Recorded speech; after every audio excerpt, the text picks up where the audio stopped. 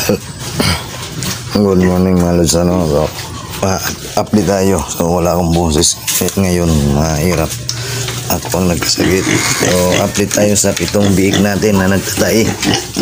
Ito sila yung nagtatay natin mga biik. Dito, isog. Ano? Yan, yun yung nagtatay natin na nagpapais na ngayon. Wala akong boses. Yan, totally gumaling na talaga sila.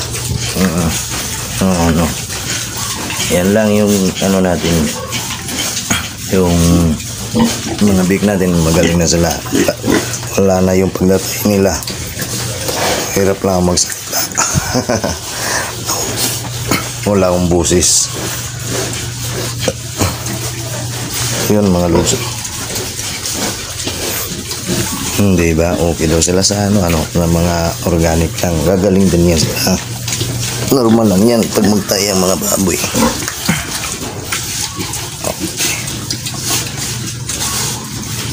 So, ano na to sila? 2 months old. Mula nung pinanganak. 2 months old. At ito yung nanay nila na ngayon ay mag-iisang buwan ng buntis. Jewel! Init na init papaliguan natin.